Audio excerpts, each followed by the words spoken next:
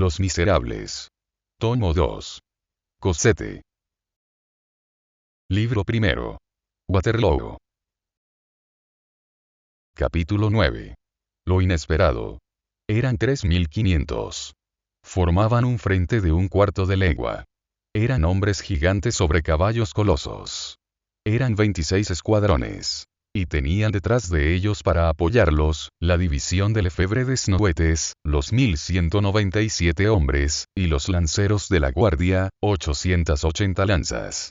Llevaban el casco sin crines y la coraza de hierro batido, con las pistolas en el arzón de la silla y largo sable espada. Por la mañana, todo el ejército los había admirado cuando, a las 9, tocando los clarines y entonando todas las bandas de música el himno "Velemos por la salvación del imperio", habían llegado en columna cerrada, con una de las baterías en su flanco y la otra en su centro, desplegándose en 2 hileras, entre la calzada de Genappe y Frischemont, y ocupando su puesto de batalla en la poderosa segunda línea tan sabiamente dispuesta por Napoleón, la cual, teniendo en su extremo izquierdo a los coraceros de Kellerman y en su extremo derecho a los coraceros de Milhaud, tenía, por decirlo así, 2 alas de hierro. El ayudante de campo Bernard les llevó la orden del emperador. Ney sacó su espada y se puso a la cabeza. Los escuadrones enormes se pusieron en movimiento. Entonces se vio un espectáculo formidable. Toda esta caballería, sables levantados, los estandartes y trompetas al viento, cerrada en columna por divisiones, descendió, con un mismo movimiento y como un solo hombre, con la precisión de un ariete de bronce que abre una brecha, la colina de la Belle-Alliance, se internó en el fondo temible donde tantos hombres habían caído ya, y desapareció entre la humareda. Después salió de esta sombra, volvió a aparecer por el otro lado del valle, siempre compacta y apretada, subiendo a trote largo, a través de una nube de metralla que llovía sobre ella, la espantosa pendiente de fango de la meseta de Mont Saint-Jean. Subían, graves, amenazadores, imperturbables. En los intervalos de la mosquetería y de la artillería, oíase este colosal pataleo de los caballos. Siendo 2 divisiones, eran 2 columnas. La división Wattier tenía la derecha, la división Delort tenía la izquierda. Creíase ver de lejos adelantarse hacia la cresta de la meseta 2 inmensas culebras de acero. Aquello atravesó la batalla como un prodigio. No se había visto nada semejante desde la toma del gran reducto de Moscova por la caballería pesada. Faltaba Murat, pero Ney se encontraba también allí. Parecía que aquella masa de hombres se había vuelto un monstruo y no tenía más que un alma. Cada escuadrón ondulaba y se dilataba como los anillos de un pólipo. Se les veía a través de una vasta humareda rasgada acá y allá. Contusión de cascos, de gritos, de sables, saltos borrascosos de las grupas de los caballos al oír el estampido del cañón y el sonido de los clarines, tumulto disciplinado y terrible. Y por encima de todo, las corazas, como las escamas de la hidra. Estos relatos parecen propios de otra época.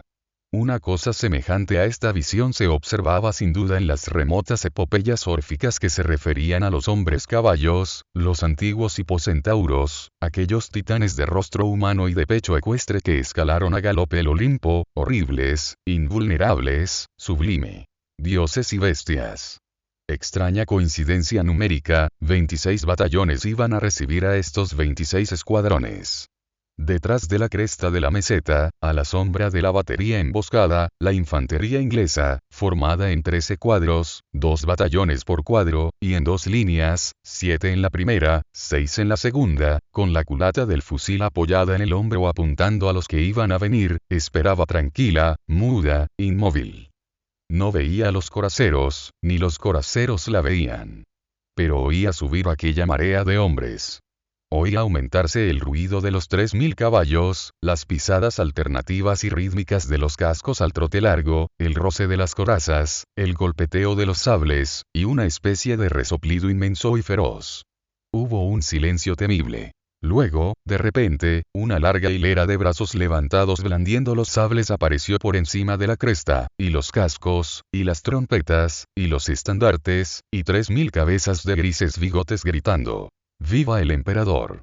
Toda esta caballería desembocó en la meseta, y fue como el principio de un temblor de tierra.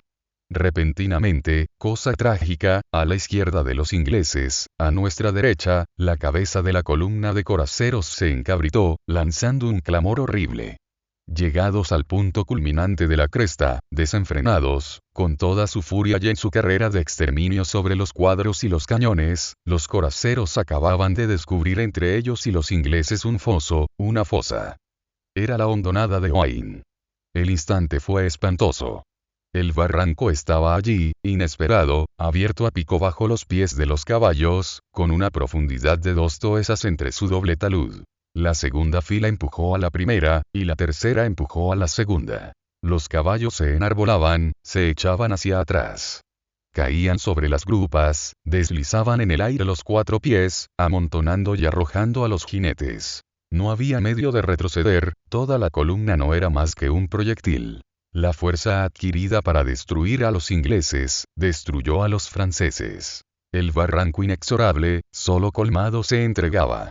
Jinetes y caballos rodaron allí en revuelta y horrible confusión, aplastándose unos a otros, formando una sola carne en aquel abismo, y, cuando aquella fosa estuvo llena de hombres vivos, empezaron a andar por encima y el resto pasó. Casi una tercera parte de la brigada hubo y se desplomó en aquel abismo. Esto comenzó la pérdida de la batalla. Una tradición local, que evidentemente exagera, dice que 2000 caballos y 1500 hombres fueron sepultados en la cañada de Owain. Esta cifra comprende, verosímilmente, todos los demás cadáveres que fueron arrojados al barranco al día siguiente del combate. Observemos, al pasar, que fue esta brigada Dubois, probada tan funestamente, la que una hora antes, cargando separadamente, había tomado la bandera del batallón Lunebourg. Napoleón, antes de ordenar esta carga de los coraceros de Milhaud, había escrutado el terreno, pero no había podido ver esta hondonada, que no formaba ni un pliegue en la superficie de la meseta. Advertido, no obstante, y puesto en cuidado por la capillita blanca que señala la entrada sobre la calzada de Nivelles, había hecho, probablemente en la eventualidad de un obstáculo, una pregunta al guía Lacoste. Este había respondido que no. Casi podría decirse que de este movimiento de cabeza de un aldeano dependió la catástrofe de Napoleón.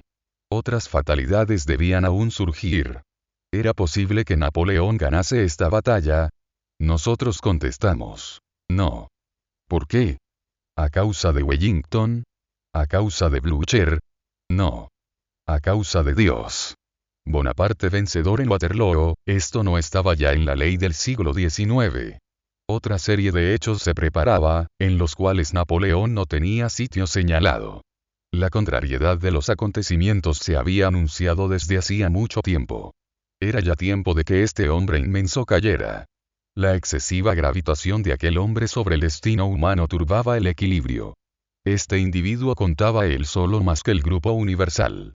Estas plétoras de toda la vitalidad humana concentrada en una sola cabeza, el mundo subiendo al cerebro de un hombre, esto sería mortal para la civilización, si durase. A la incorruptible equidad suprema le había llegado el momento de intervenir. Probablemente los principios y los elementos, de los que dependen las gravitaciones regulares en el orden moral como en el orden material, se quejaban. La sangre que humea, los cementerios demasiado llenos, las madres vertiendo lágrimas, son litigantes temibles. Cuando la tierra padece por un exceso de carga, hay en la sombra gemidos misteriosos que oye el abismo. Napoleón había sido denunciado en el infinito, y su caída estaba decidida.